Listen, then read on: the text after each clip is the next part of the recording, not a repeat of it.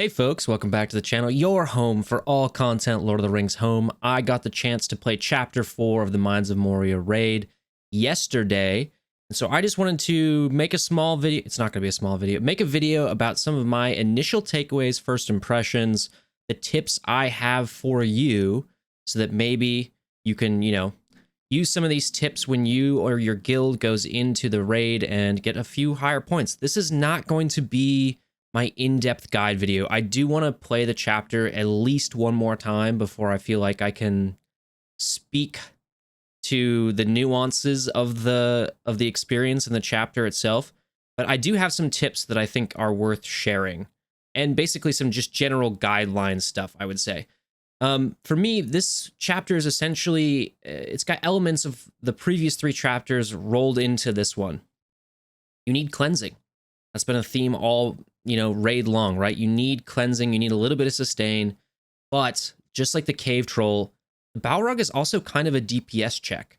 So you do still need a DPS. There's kind of a delicate balance. And then also kind of like chapter 3, you might have to break up, really consolidate some of your teams to make sure that you're scoring decently well, because there are very clear like good teams and bad teams for this particular chapter. It's not like one team can kind of limp along if they've got the right resources into them. There's some pretty clear good teams in here. It's pretty obvious what difficulty your team should be into, because there's definitely an area essentially where, okay, I can max difficulty 1 with my team, let's say, but I can't even crack 100k in difficulty 2. And they did actually increase the difficulty 1 and difficulty 2 recommended powers here. So from chapter 3 to chapter 4, difficulty 1 is now 14k and 36k, and I believe we go back, yeah, 12k here, 27k here. So to me, the chapter difficulty 3 stays the same. To me, difficulty 3 is still tuned to 7 stars, level 60, gear tier 8 or above, right? Pretty maxed skills for you to be able to really do well in that chapter. But unlike chapters 2 and 3, you can't like bring in lower level squads. You do have to have some built out level of squad to be able to do well in difficulty 1 and difficulty 2. And there's no cheesing it like you can in difficulty 3, right? With the speed cheesing teams. So that's just something to consider. Try it out a few times. It'll be pretty clear. Start at the high difficulty, right? And then it'll be pretty clear if you're getting your cheeks clapped that you should maybe move down a difficulty. And then it might seem too easy, but it's probably the difficulty you'll be at for a little while until you put some more power into that particular team. Scoring wise, I think you should expect to score less than you do in chapter 2. The Balrog is hard. The big beautiful boy, he's pretty difficult nut to crack. Or she, actually, it might be a she. Either way, the Balrog is pretty difficult, so you should expect to not score as much in chapter 4 as you do even in chapter 2. I think that should not be discouraging for you or your guild in general. The biggest gains you're going to see in points are definitely going to be coming from like chapter 1 and chapter 3. And as soon as this next Elrond event, right, returns, we're going to be talking about major, massive point gains basically across the board here. So just some general tips that I'm going to rattle off here. I think one of the restart criterias for the chapter is like if you have a team go in. So the first move he's going to do here is this Sightless Dread, where it dispels 1 boon from all enemies, inflict blind for 1 turn on 3 random enemies. This attack cannot be evaded. So immediately right off the gate, right, 3 of your characters are going to be blinded. That's going to be a big issue. And I think you should restart if basically your primary DPS are immediately blinded. So for instance, I'll give you an example. If, let's say, Legolas or Elrohir are immediately blinded, I think it's probably a good time to restart. If maybe one of your support characters or your tank character is blinded, that's probably okay. You can use one of their support or tanking skills, right? Basically, if you attack while blinded, he gets 3 stacks of the shadow form. And I am kind of... It's my opinion that essentially you should be trying to get flame form first rather than shadow form. And the reason for that is because right now the way it works is you go into shadow form, and even if you do have boons on your character, he's still going to one-hit one of your characters. I don't know if that's a bug or not, but essentially you go into shadow form, you're not going to leave without one of your characters unless you're able to flinch him while he's in shadow form, which is fairly difficult, I would say. I think some of the boons and banes you should be prioritizing on your team, but outside of Eagle Eye, which I think is limited in how many people can like hand that out right now at the moment, but Might and Expose are very, very good. Putting Expose on him is really going to help you make sure that you get to flinch, and then same with the Might, right? He has less resistance than the Cave Troll, which is a plus. So even in difficulty 3, right, if you don't have a 7-star character, I was still finding that I could land debuffs quite well. Obviously, what debuffs you can land is severely limited, right? You're not landing any bleeds, poisons, burns, any of that stuff. But the other debuffs you can land fairly regularly. So Expose, Might are big ones that I think you should consider using. Heal block we'll talk about a little bit when I get into maybe the teams, or I'll show some footage of using the heal block. Obviously, slow is good. I think it's preferable if it's a 2-turn slow. He doesn't really have a way to cleanse himself, so it's not like trying to guess either when he's going to be toppled or whether he's going to shout and like clear the banes off of himself like with the Cave Troll. So that is a little bit pressure off in that type of situation. You're not so worried about the slow. And then 2 kind of last talking points here. I'm personally not convinced that large characters are the play in this chapter either. I don't think they are in chapter 3 just because of how much speed you need in chapter 3 really, or resist. Basically, my experience was like anytime I put Brute in there or Ironhide, they were just always blinded. And he's got this 2-turn blind, he's got a 1-turn blind. It just felt like because they're so slow, they just never get a turn off. And when it is their turn, all they're doing is giving him shadow stacks. So I haven't found a really good use for the large characters in this chapter of the raid. I'm not convinced that they're good. The last sort of tip I will give you here is that while he is flinched, even if your characters are blinded, you can attack him through the blind. He will take damage. We'll talk a little bit about what you should be doing while he's flinched and kind of what thinking you should be going through with that. We'll do that when I go through all the footage. All right, so let's talk about teams. I mentioned earlier that there's basically a clear division between good teams and bad teams. Right now, I think the very good teams, the teams that are scoring well, are Rivendell Elves, which I think we'd expect. I found Ballin with some dwarves, and definitely with Rumel was really good. Scored pretty well there. I saw people get 900k with dwarf setups. That was pretty good. And then Rohan. Rohan also does pretty well. Rohan 3 plus 2 kind of people you can slot in there. R2R doesn't seem to be doing too hot. Mordor doesn't seem to be doing too hot. I haven't seen anything about goblins, but just goblins don't seem to be right for this chapter. And then the 2 big ones I want to address are Haradrim and Gondor. And I think people thought Gondor was going to be so good because of the immunity, but one of the key parts of the Balrog's kit is that he's basically able to like wipe out, clear off boons, so he can clear the immunity. Gondor, I haven't seen score very high at all in chapter 4, unfortunately, and same with Haradrim. You would again think, even though they rely on Black Serpent's poison, they still have some turn meter manipulation stuff, right? And they've got 2 cleansers on their team with Bekaloo and T-Beb, but they just, I guess they're too slow. I have not seen anybody with Haradrim do like over 500k, just doing really, really well, even with really maxed out Haradrim. So I don't think they were kind of built for this chapter, but we'll talk about something later that I think is interesting, where you can maybe use T-Beb Bekaloo and then kind of slot in maybe some Isengard folks and just essentially consolidate some of the best characters from those worst teams into a team that kind of functions. I also think Legolas lead works decently well. So you can kind of see here, it's Rivendell, got my Ballin squad here. R2R did okay here, 300k. This is maxed R2R team though, basically. Not maxed, but this is a pretty geared R2R team. Kind of struggles going over 300k though. I also found that Legolas lead did work pretty well just because he gets so much speed up. They've got a pretty good amount of offense as well because of his leadership ability and then just basically handing out the crits. I find that worked pretty well too. It's kind of interesting. There might be sort of a resurgence of, if you've got Bolg, using Bolg leadership in chapter 4 and then slotting some Isengard in there, but that's maybe for a future sort of topic.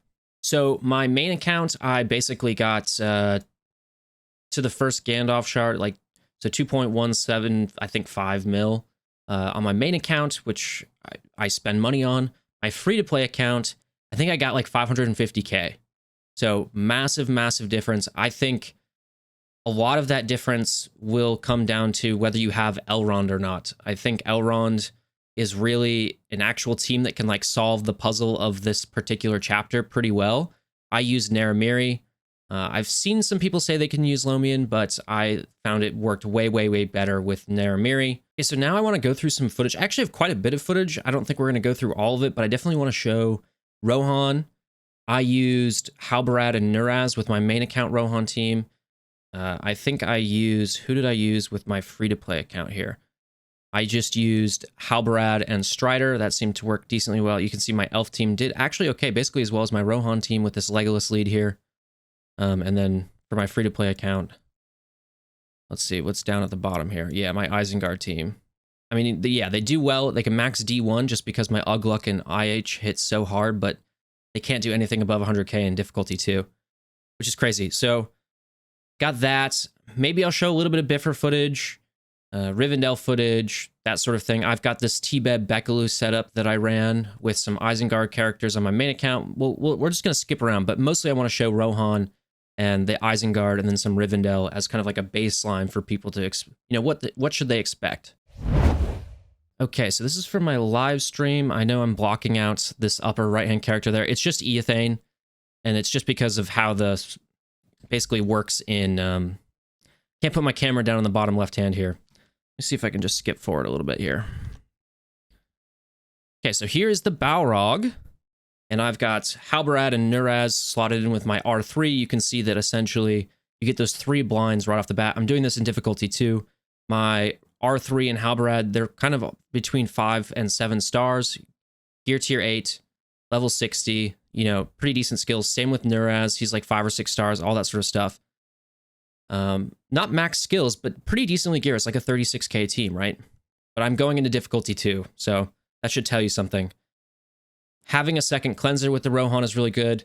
I've heard splitting up to your R2R team and putting Merry and Pippin is pretty good with the Rohan 3. I think it might be worth trying, like putting T-Beb and Bekaloo on there as well. I don't know. There's a lot of room with Rohan to kind of maximize your scores. And in my book now, Rohan kind of is the better free-to-play squad than Isengard.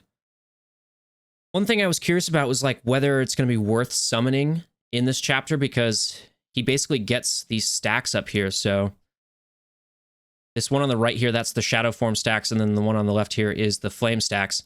Something that's, I think, important to distinguish is flame stacks you get just when a character's turn starts and they have burning. Shadow stacks you only get when you attack and your character has blind and misses. And then obviously there's some skills that he does that just automatically add stacks to each of those. But so if you can kind of avoid adding shadow stacks, but unless you're cleansing, you're not going to avoid adding the burn, like the flame stacks, because your character is burning, if that makes sense. The double cleanse here really works. Kind of back to my point about the summons, because of how that works, the flame stacks and shadow stacks, I was worried that, that's just going to add more to worry about and putting him in there. And actually, that turned out to not be the case, especially Eomer's summon. He just hits so hard, it's just actually worth having him there. So I went into shadow form first, which is not ideal. Another reason you might want to summon, though, is because if he accidentally, targets your summon, then you still have all 5 characters. So I think that's still pretty great. If you can, if you can, you want to go get him into flame form before shadow form. But ideally what you want, right, is that you can flinch him, which I think I did here. You flinch him before he goes into either form. If you can't do that, try flame form first. I think that's better, because as soon as you get into shadow form, he's going to delete one of your characters.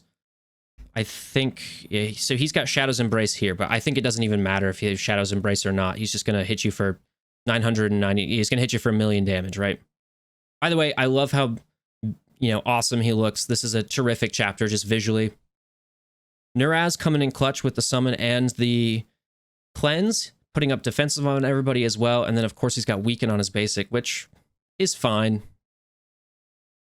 The counterattack that Ethane can hand out to the whole team, also really good. One of the things that makes Rohan 3 strong, obviously with Eowyn's cleanse, Aemr's got huge damage.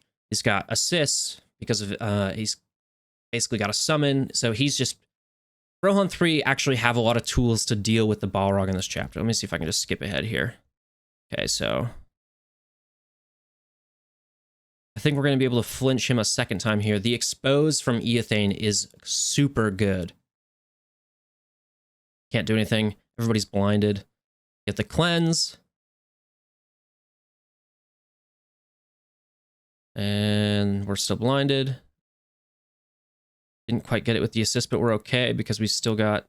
Yeah, just get the counterattack. There you go. Now we're flinched again.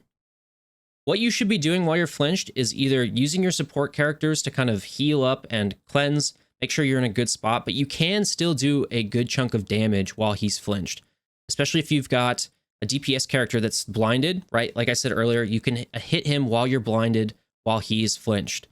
And basically all that damage you do there is going to be there when he goes back to 100% turn meter. So you can't heal block that particular case, but we'll talk about that when we get to Isengard. Let's see. So we're in flame form. God, that looks incredible. I'm doing that special one because I want to get might. So when he's not blinded, I can do something here. Important to note, he's got these stacks of Incinerate here, right? So this is the shadow form stacks. He already used up all of his flame form stacks. This is stacks of Enrage. And then these are the stacks of Incinerate. You get rid of stacks of Incinerate by attacks. Multi-hit attacks count for however many attacks you are. So Lomian's special one is a 5-hit multi-attack. Gets rid of 5 stacks of Incinerates. You also get rid of stacks of Incinerate when he does his big AoE attack. And I feel like he's faster in this particular form, but maybe not. He kind of shreds. Yeah, that's so cool. Assists, counterattacks, count to basically lower the stacks. And he stays in flame form even though you've reduced the stacks to 0 until he takes a turn. Then he gets switched out. You can see I get the 7,500 points for that. And then basically always the first thing he does when he switches back from flame or shadow form is this big whip here that adds burn and expose. I think it's burn for 2 turns and expose for 1 turn, I believe. And that, especially if you're not careful coming out of flame form, will essentially finish off your characters. You'll be like, oh yes, I'm getting out of flame form, I made it. And then yeah, all of your characters just kind of get snuffed out like candles, right? Here's the shadow form. I've already seen that here. I mean, I think Eowyn's basically done. All right, let's 266 I thought was okay. I think these are all runs I submitted. Let's see, what do I have next? Looks like Isengard. Oh, and I'm just showing you this heal block strat. So the heal block strat is essentially when he goes from normal form, which he is in now, to shadow or flame form, he heals himself by 30%. So you're now 30% off from getting him into flinched, which is where you're going to get all the points. That's where you want him to be, is flinched. What you can do is heal block when he's about to transform, and then he won't get that 30%. And then you give yourself more of an opportunity to get out of either the flame or shadow form before he can really wreck your team, especially shadow form, right? So 2 characters currently in the game that can heal block. Bolg, another reason he might enter the mix here, especially with some sort of Isengard comp, and Dunhar, right, with his special 1. Level 6, Dunhar, special 1, makes the heal block 2 turns, so you don't have to worry about it as much. If you only have his, below level 1 on his, or below level 6 on his special 1, you have to time it. And the timing is difficult, I would say. So I'll show you what happens here. So I'm going to expose with Ajak here. Okay, and then, okay, so you can see what happened was essentially Dunhar took his turn. He's starting his turn. That added 2 flame stacks to, it's either 2 or 3. I don't think it goes above 20, but it either adds 2 or 3 flame stacks, right? It's basically his turn. He's like this much off from not taking a turn. But Dunhar gets to go first. That's lucky for us because we only have a 1-turn heal block on my Isengard team, who are similarly geared and skilled out as my Rohan team. I'm going to throw the heal block down. He's going to take a turn. Boom. He didn't heal. I basically got really consistent with using this not on stream, but after stream, and it does make a difference. But, it doesn't make Isengard good. Unfortunately, they're still not great. You might be able to still do some decent points if like a fully geared out Isengard team with like max skills and everything, but it's just they lack the cleansing. It's something they've been dealing with the entire raid, and you can kind of work around it in some of the other chapters. Chapter 2 they excel, obviously, but it really kind of bites them in the ass here. So that's a little trip. It's a little tip and trick. I keep combining the two words, but it's not. I don't know how useful it is with Dunhar. I'm mentioning it because Orifum, right, the final character from the Shattered Timeline of the Ballin 3, he has a heal block mechanic. And it's specifically, I think, for this. And it's very helpful. It's obviously less helpful if you're not even like close to flinching him in the first place. But that's why it's in there. So I just kind of wanted to demonstrate how that exactly works. And then I think we essentially move on here. Let me see. Okay, so I'm just going to show a little bit of this footage here from this particular team. Let me pause it so I can tell you what it is.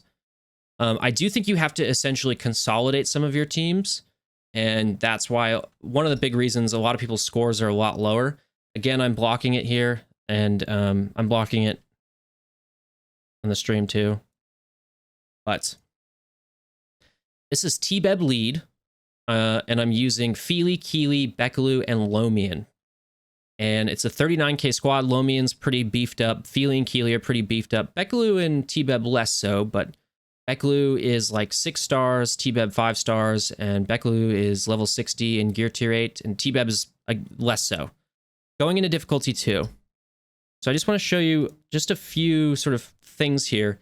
I think Bekaloo and T-Beb work pretty well here because they just add 2 more cleansers. Bekaloo has a small heal, and Bekaloo has like haste. Mine is just 1 turn, but 2-turn haste is crazy, right? Getting the expose from Feely there, and then Keely able to just do some work with damage. I'm not convinced how good the disable is yet. He does have one particular attack that's essentially Lomian just chews him up when he's got expose on him. That attack he just did right there. This is the attack I want to point out. So Bekaloo will go. Yeah, so this big like claw swipe thing, right? It reduces your turn meter, it puts disrupted, it puts exposed, it puts a 2-turn blind, and I think it puts disable as well. It basically takes your character out for a little while. Obviously, you want that going on somebody maybe like a tank, so you can try and work that in as well, especially if you don't have any cleansers, or you don't have cleanses up super often. Really annoying. It's okay though, because we're gonna get some cleanse. Get the haste and the cleanse. Didn't cleanse. Obviously, Lomian didn't get it because he's got disrupted. So I'm going to move on to, I think Rivendell is my final thing here, but there are some options with characters whose teams aren't working well. You can kind of take the best components of them, I would say, and sort of fit some pieces together here. This is just one option that I decided to go with. I can definitely see T-Beb and Bekaloo working with Rohan, with Isengard, that sort of thing. They're plug and play in that sense, right? So it's weird to recommend breaking up Haradrim, but the Haradrim on their own don't do so well, so I think this is decently fine. Okay, I think I end up getting, let's see, let's just skip forward here. Yeah, so I got like 230k with this leftover team here on difficulty 2. I think that was pretty good. For a team that definitely wasn't built. Okay, so here's the Rivendell squad. What I want to say about the Rivendell squad is that I think they sort of fool people into thinking you need just cleanses and sustain. But what actually ends up being the case is that, yes, they have cleanse and they have sustain, and that's good, and that's what keeps them alive for so long. They also still have a lot of damage because of Elrond's either passive or leadership ability. I always forget. But essentially, Elra here is just chucking out damage because He's just only feeding stuff into Eladin, and he's just always retaliating. But the plus 20% damage, if you've got a bunch of boons on your character, especially with somebody like Elra here, it's just really, really big. And he eats through the HP. So you don't actually, it's kind of just protect Elra here.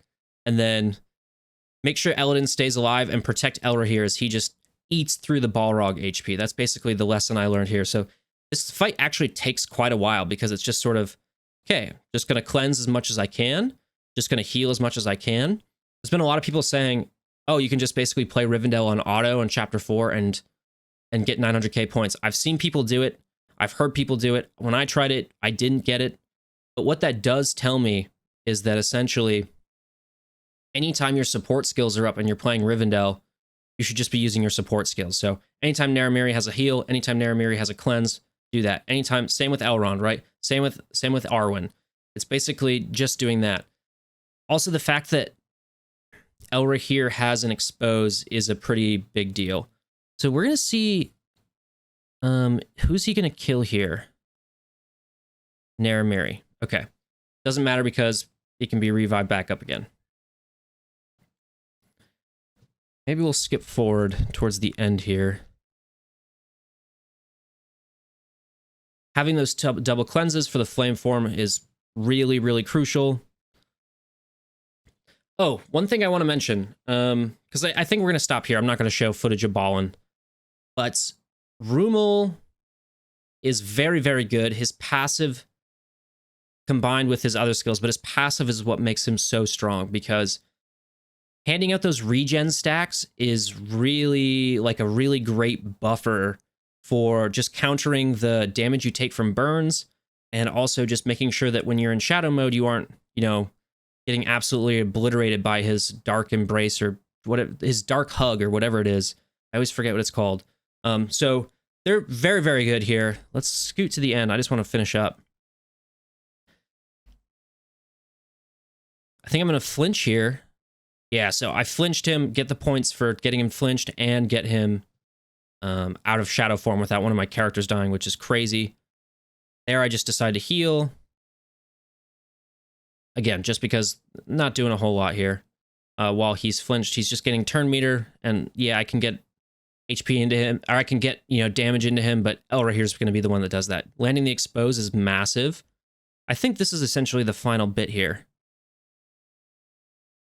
So maybe we'll just let it play. Okay, heal.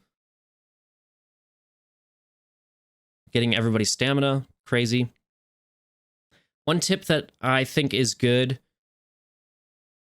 once your Eladin has enough stacks, you kind of, Torm recommended this, and I don't think I did a very good job following it, but once Eladin has enough stacks, you don't need to keep spamming his special 2. You can just sort of like hit him with a basic and weaken him, which I think is probably helpful. So I think this is a little bit nervy because I'm like so close to 900k and now he's in shadow form, and is he gonna absolutely ruin me here? Elra here getting blinded is not great. And this the counter stacks are really big too. So let's see who he kills. The only one without the embrace is Eladin, right? Let's see who he goes for. Yeah, so he didn't even have the Bane that's supposed to cause the instant death or whatever. He still get insta-killed. I don't know whether that's a bug or not. Doesn't matter for Rivendell because you can just revive them with Elrond, right? And I think it's basically one big hit here. I don't know why I healed. Just to make sure. And that seals the deal. Okay. Well, these are just some tips to kind of ponder as you go into Chapter 4. Maybe increase your score a little bit. Just describing a little bit of the nuance. Like I said, it's not going to replace like an in-depth Chapter 4 guide that I'm going to get out after I've played it at least once or twice more. But I think that's everything from me today. I know there was a lot of footage to go through, but appreciate you watching. Take it easy. See you next time.